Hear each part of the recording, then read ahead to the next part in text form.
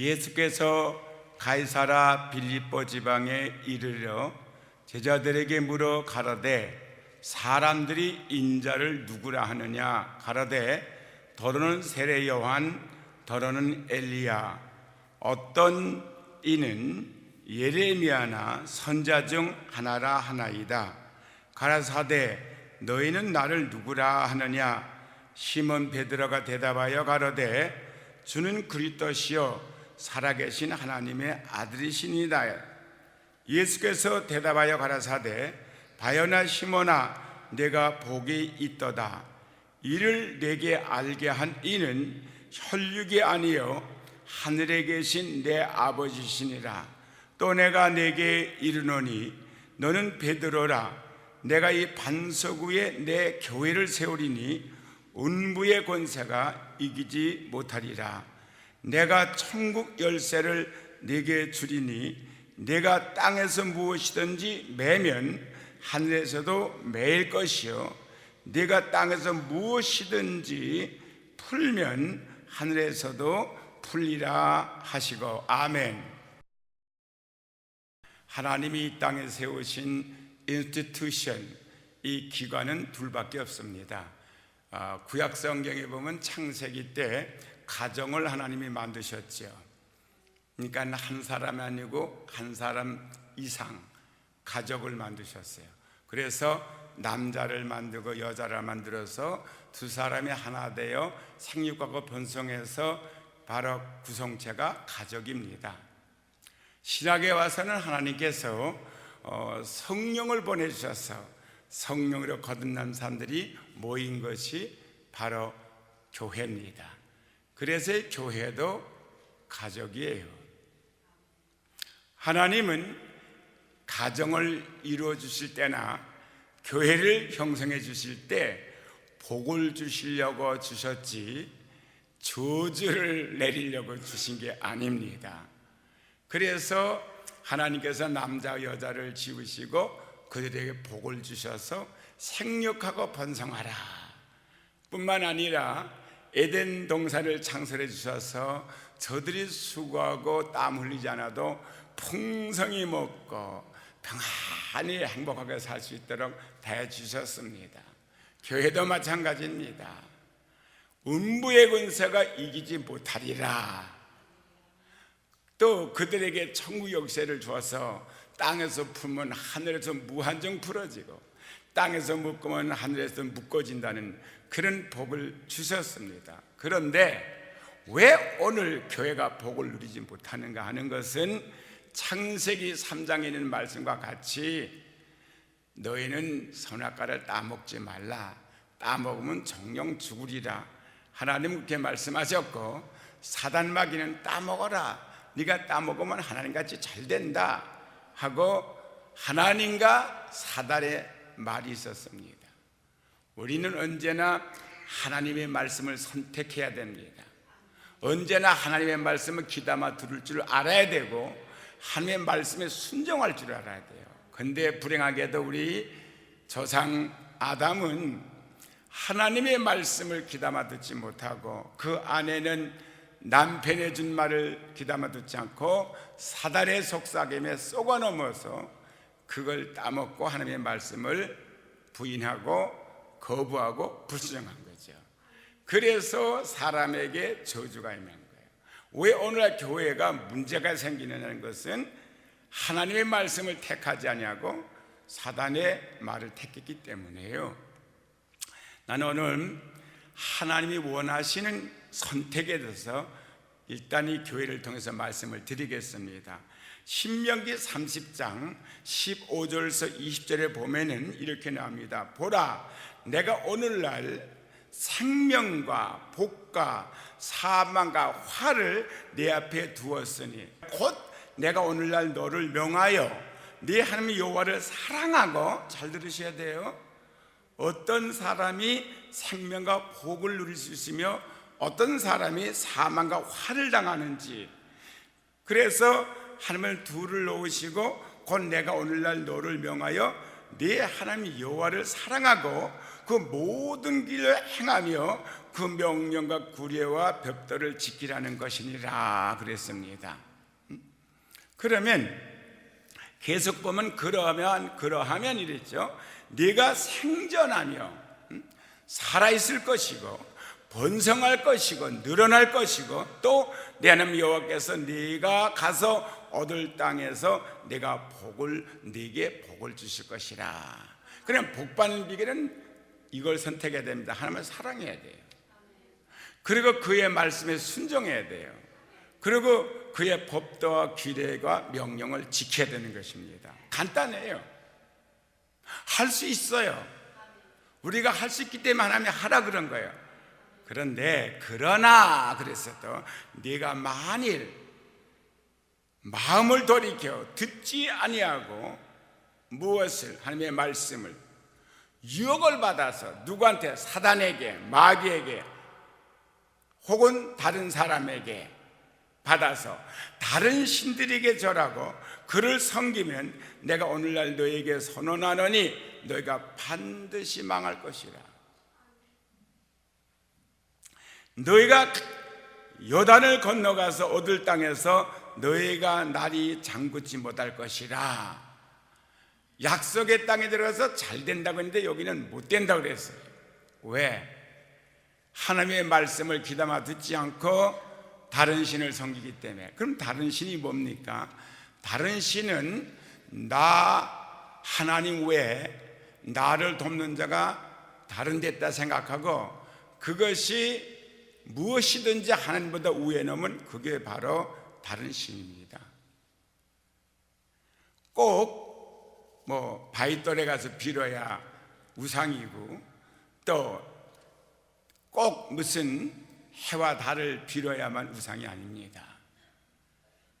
다른 신은 내 자신이 될 수도 있고 다른 신은 내 친구가 될 수도 있고 다른 신은 내 자식이 될 수도 있고 다른 신은 내가 경영하는 회사가 될 수도 있고 다른 신은 내가 다니는 직장이 될 수도 있습니다. 무엇이든지 하나님보다 앞에 놓으면 그게 다른 신이 되는 거예요. 내가 오늘날 천지를 불러서 너에게 증거를 삼노라. 내가 생명과 사망과 복과 저주를 네 앞에 두었은즉 너와 네 자손이 살기 위하여 생명을 택하고 네 하나님 여호와를 사랑하고 그 말씀을 순종하며 또 그에게 복종하라. 이는 그는 내 생명이시여. 하나님은 우리의 생명이라는 겁니다.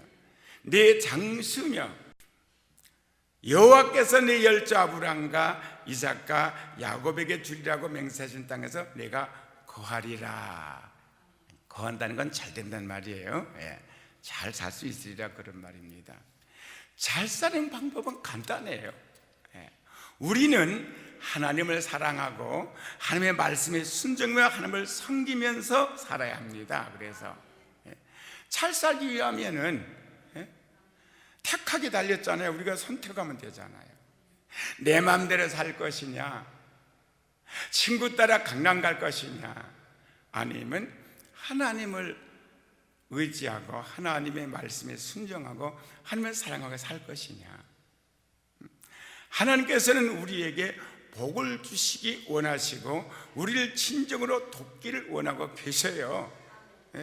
만약에 하나님께서 일방적으로 우리를 도우시려고 하신다면 천사를 동원시켜서 사람을 형통하게 만들 수 있어요. 여러분의 사업도 잘 되게 만들 수 있고 여러분도 건강하게 만들 수도 있고 여러분 가정에 화평할 수도 있어요. 하나님이. 그러나 하나님께서는 우리에게 인격을 주셨어요. 왠지 아세요? 하나님은 당신이 여러분과 나를 통해서 사랑받기 원하시고 여러분과 나를 통해서 영광 받기를 원하시는 거예요. 내가 인조인간을 하나 만들어 놓고 그 인조인간이 무조건 나에게 복종하고 순종하게 만들어 놓으면 그건 기계이기 때문에 인격이 없기 때문에 그대로 행동해요. 자동차 보세요. 내가 오른쪽으로 틀면 오른쪽으로 가고 반쪽으로 틀면 반쪽으로 가죠. 자동차가. 우리는 자동차를 통해서 영광을 받을 수가 없어요. 그러나 내 자식은 나 외에 또 그 자신의 인격이 있기 때문에 내 마음대로 되지 않습니다. 그러나 우리는 우리 자식이 잘 되기 바라요. 그런데 잘 되는 방법은 하나거든요. 내 부모를 공경하라. 그러면 내가 이 땅에서 잘 되고 장수하리라고 하나님이 이렇게 정하신 거예요. 그래서 부모를 순종하고 부모를 공경한 자식은 다 잘 돼요. 근데 어려서부터 부모를 거역하고 부모를 불쌍한 자식은 잘 되는 자식이 없다고요. 그게 현실이에요. 그러니까 하나님의 인간 사이도 똑같은 거예요.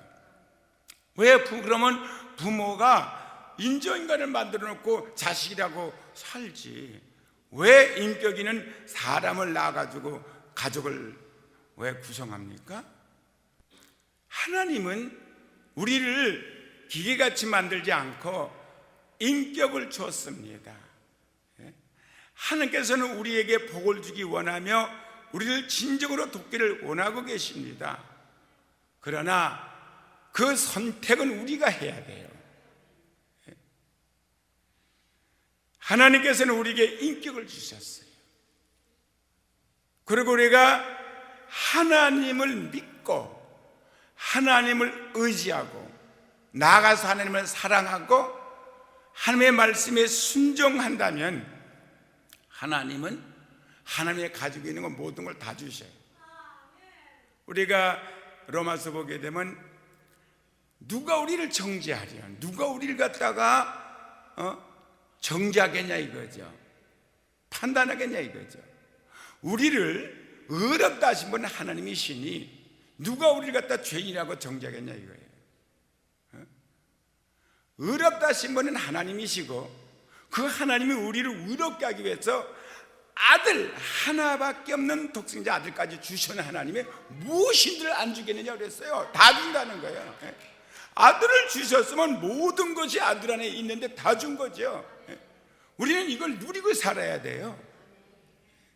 확실하게. 하나님께서 우리에게 인격을 주셨기 때문에 우리는 인격적으로 모든 것을 처리해야 됩니다. 하나님은 생각할 수 있는 기능을 우리에게 주셨어요. 또 하나님은 사람에게 의지도 주셨어요. 하나님은 사람에게 감성도 주셨습니다.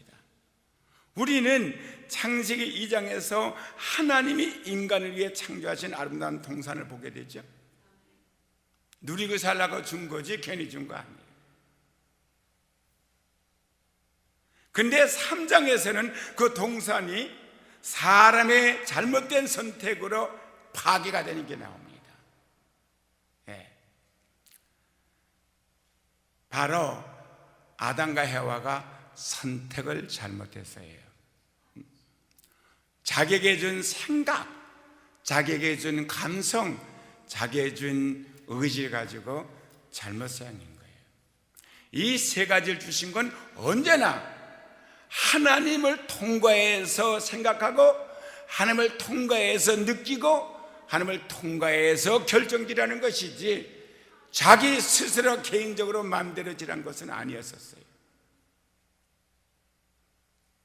저도 많은 사람과 연결을 짓고 부딪히면서 살아갑니다. 내 생각이 있죠. 그 사람 생각하고 다를 수 있죠. 내가 느끼는 감정은 그 사람이 느끼는 감정과 다르죠. 그래서 나는 이렇게 결정짓고 저렇게 결정짓고 싶죠. 하지만 하나님의 생각은 어떻습니까? 이럴 때 내 감정은 이런데 하나님의 감정은 어떻습니까? 나는 이렇게 결정을 내리고 싶은데 하나님은 이럴 때 어떻게 결정을 내립니까? 하고 하나님 앞에 기도하고 대화하다 보면은 내 생각이 하나님 생각하고 다르고 내 감정이 하나님이 느끼는 것과 다르고 내 결정이 하나님이 결정하고 완전히 다른 것을 알게 될 때에 어떤 걸 택해야 돼요? 하나님의 생각과 하나님의 감성과 하나님의 의지를 생각해야 되죠. 그리고 결정을 해야 되죠. 그전엔 저 그렇게 안 했어요. 그러나 교회를 통해서 많은 사람과 부딪히면서 신앙생활하면서 배운 것이 바로 하나님의 뜻대로 사는 것, 내 느낌 아니라 하나님의 느낌으로 모든 걸 느끼는 것. 그랬더니 나에게 준 축복은 전부를 합쳐서 하나로 본다면 마음의 평안입니다. 여러분이 계속해서 신념을 가지고 생활한다면 그 생활은 예수 믿기 전과 다를 바가 없어요. 계속 반복됩니다. 예수 믿은 후에도. 그러나 신념을 버리고 신앙을 가지면 여러분의 인생은 완전히 변화돼요. 축복으로 바뀌어요. 제가 오래전 얘기지만 한국 한월산 기도원에서 집회를 했을 때 대단한 역사가 일어났어요. 그런데 오늘 강원도에 사는 전도사 한 분이 저를 찾아왔어요. 그 기도원이죠, 물론 숙소에. 그리고 하는 말이, 목사님, 저는요 보름 동안 금식 기도를 했습니다. 금식을 마치고 산에서 내려오는데 제 마음속에 얼마나 믿음이 생긴지, 어찌 내 믿음이 역사하는지, 강가에 섰을 때 거기 오다 보면 북한강이 있거든요. 굉장한 확신이 우러나오더래요. 그래서 믿습니다. 베드로도 바다를 걸어갔는데 나도 이 강을 건너갈 수 있습니다. 믿음이 진짜 생겼대요. 그래서 조금 더 의심 없이 다리를 쭉 뻗고 물을 건너갔대요. 근데 강 조금 더 가운데쯤 가다가 이제 발이 이제 떴을 거 아니에요. 가물속에 거꾸로 처박힌 거예요. 사람들이 저를 구해줬습니다. 그리고 인공호흡을 시켜서 겨우 살아났습니다. 아니, 왜 베드로는 걸어갔는데 왜 저는 못 걸어갔나요? 베드로만큼 내가 믿음이 없었나요? 그리고 나한테 물어보는 거예요. 헷갈린다는 거예요. 그래서 믿음이 사라졌다는 거예요. 이제 그리고 물만 보게 되면 겁이 난다는 거예요. 이제 물 근처도 가기 싫고, 이제는 물만 보면 두려워집니다. 목사님, 저는요 조금도 의심이 없었습니다. 약간 미쳤습니까? 의심이 없었으니까 들어갔지요. 만일 제가 의심이 있었다면 어떻게 강물을 디뎠겠습니까? 이제 제 믿음은 정말 실망적입니다. 베드로는 믿음으로 물 위를 걸었는데 저는 왜 빠졌습니까? 제가 뭐라는 줄 알아요? 전도사님 물에 빠져 죽기 딱 좋은 믿음을 가졌습니다. 그게 뭐냐? 당신은 그게 당신의 신념이었지 믿음이 아니었다. 그게 신앙이 아니라. 신념과 믿음이 뭐가 다른 줄 아느냐고. 자, 여러분, 물론 신념은 위대한 믿음입니다. 그러나 그는 자기 믿음이에요. 약속과 보장이 없는 믿음. 베드로가 물 위로 걸어갈 때와 이 사람이 물 위로 걸어가자는 것은 근본적으로 차이가 있어요. 자, 보세요. 베드로는 물로 뛰어들어간 거 아닙니다. 예수님을 향해서 주여 당신이 주시거든 나를 물 위로 걸어라 하소서 그랬어요.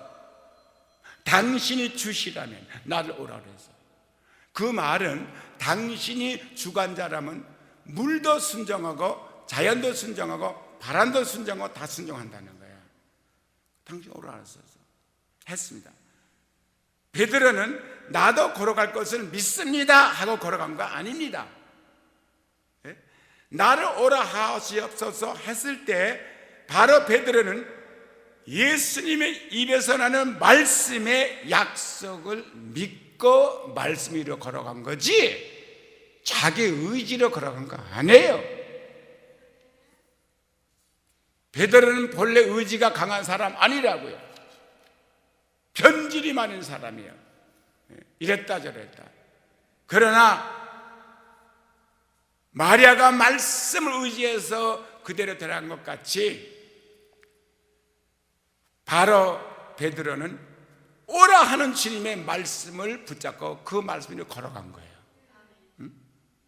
베드로는 자기 마음에서 나는 자기 확신에 기찬 것이 아니라 주님의 입에서 나는 주님의 확신을 기초해서 걸어간 겁니다. 주님의 말씀은 절대로 변동이 없는 거예요. 그대로 되는 거예요. 여러분이 다른 건 못 믿어도 성경에 나오는 하나님의 말씀은 그대로 믿어야 되는 거예요. 그래서 내가 여러분들이 제가 설교할 때 아무 때나 아멘 아멘 하지 말라는 거예요. 그래서 베드로는 자기 마음에서 나오는 자기 확신에 기초한 것이 아니라 주님의 입에서 나는 주님의 확신을 기초해서 들어간 거죠. 나를 오라 하소서 할 때 주님은 오라 했잖아요. 주님의 말씀은 주님의 확신입니다. 오라! 확신이에요, 그거는. 주님의 생각입니다. 주님의 의지입니다. 주님의 믿음이에요, 그게. 우리는 주님의 믿음을 가져야지. 그래서 예수님께서 무화과나무를 저주했을 때 무화과나무가 죽었는데 당장에 죽은 게 보이지 않았어요. 제자들이 하나도 안 믿었어요. 그 이튿날 지나가다가 뿌리부터 그 무화과나무가 마른 걸 보고 베드로가 생각이 나서 주여 당신이 어제 저주한 나무가 뿌리부터 말랐으면 죽었습니다. 그랬더니 예수님 뭐라 그랬어요? 그래 네 신령 가지라 그랬어요? 왜 안 믿느냐 그랬더니 아니죠. 하나님의 믿음을 가져라 딱 그랬죠. 하나님을 믿어라. 하나님의 믿음을 가져라 했어요. 우리 믿음이 아니에요. 하나님의 믿음이에요. 하나님의 믿음은 하나님의 말씀을 벗어나지 않아요. 바로 하나님의 말씀이 믿음이에요. 그대로 되기 때문에 주님의 생각입니다. 주님의 의지입니다. 주님의 믿음이에요. 베드로는 주의 말씀에 기초해서 무리로 걸어간 거지 자기 신념을 가지고 결혼하면 된다 그리고 걸어간 거 아닙니다. 왜 우리가 기도합니까? 구하기 전에 하나님한테 승낙을 받아야 되니까 우리가 기도하는 거죠. 내 마음대로 하는 겁니까? 근데 이 강원도에 사는 이 전도사는요 자기 마음에서 나오는 자기 확신에 기초했던 것이 이처럼 신념에는 약속과 보장이 없습니다. 그러나 주님의 말씀에는 약속과 보장이 있어요. 그래서 믿음은 들으면서 나고 아무 들음이 아니라 들음은 그리스도의 말씀이라고 그런 거예요. 여러분들이 그리스도 말씀에 뭐 하나 일을 처리해도 그리스도 말씀에 이게 합쳐가 되면 믿어야 되고 아니면 버려야 되는 거예요. 전부 계속 말려 들어갑니다. 그렇지 않으면 마귀가 한꺼번에 여러분 망하게 하지 않습니까? 조금 끌어들이지.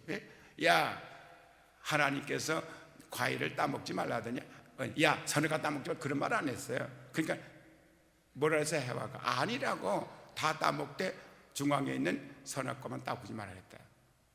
그러면 죽을까 하느라다. 그래 아니야 그러자. 그러면서 야금 끌어들어갔어요. 그러니까 보암직스럽지 먹음직스럽지 지혜가 있으면 따먹은 거예요. 여러분 될 것 같지? 하나님의 말씀이 입각해 보시라고 될 건가 안 될 건가. 이처럼 신념에는 약속과 보장이 없다고요. 그래서 그리스도의 말씀엔 약속과 보장이 있습니다. 왜? 말씀대로 되니까. 하나님의 말씀이잖아요. 자 보세요. 대체 말씀이 계시니라. 말씀이 하나님과 함께 계셨고 그러니까 말씀을 인격화했잖아요. 모든 만물이 이 말씀을 짐을 받았고 하나도 말씀이 없이는 지어진 게 없다 그랬잖아요. 그 말씀이 지으셨고 말씀이 그들을 보존해 주시고 그 말씀이 그것을 없애기도 하고 지속하기도 하는 거예요. 여러분 수명도 마찬가지고 내 목숨도 마찬가지고. 그래서 말씀을 믿는 자는 실패가 없는 거예요. 마리아에게 하나님의 말씀이 임했지 않습니까? 네가 아들을 낳으리라. 그때 마리아는 나는 남자를 알지 못합니다. 어떻게 낳을 수 있습니까? 그렇지, 못 낳지. 생략적으로, 물리학적으로 안 되는 거죠. 하나님의 신앙은 생략도 물리학도 넘어섰습니다. 초월되어 있다고요. 그게 바로 하나님의 말씀이 다 모든 걸 지으셨기 때문에 초월된 거죠. 하나님의 말씀을 넘어설 일원은 하나도 없다고. 말씀이 내게 임하고 하나님의 능력이 너를 덮으면 능치 못함이 없다고 천사가 일러줬어요. 마리아는 뭐라 그랬죠? 그리하옵소서 말씀대로 내게 이루어지다 했는데 그대로 된 거예요.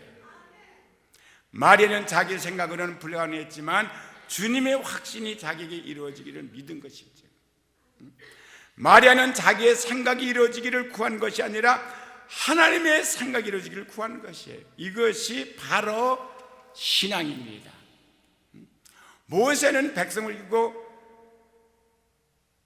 홍해 앞에 섰을 때 어떻게 홍해를 건너가요? 하나님의 말씀이 임하셨다고요.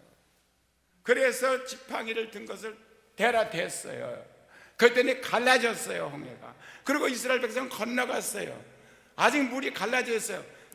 애굽 백성은 하나님의 음성도 듣지도 못하고 그대로 따라 들어가다가 수장대 다 죽은 거예요. 똑같은 것을 지나갔어도 여러분과 나는 언제나 말씀에 기를 줄 알고 말씀대로 살아가는 훈련을 해야 됩니다. 이게 바로 교회가 줘야 되는 거죠. 여러분 듣기 좋은 말 가지고 둥글둥글하게 다 잘 된다 이렇게 하는 게 아니죠. 하나님은요 잘 되게만 한 게 아니에요. 반대도 놓으셔서 두 가지를 놓으셨다고요. 축복과 저주, 생명과 사망을 놓으신 거예요. 그러니까 내가 어떻게 하면 하나님을 기쁘시게 할까? 하나님을 기쁘시게 하는 방법은야 아양을 떠는 것도 아니에요. 여러분 일을 되게 열심히 많이 하는 것도 아닙니다. 열심히 선교사를 뛰어다니는 것도 아닙니다. 열심히 목회하는 것도 아니에요. 가장 하나님 기쁘시게 하는 것은 그의 말씀에 순종하는 거예요.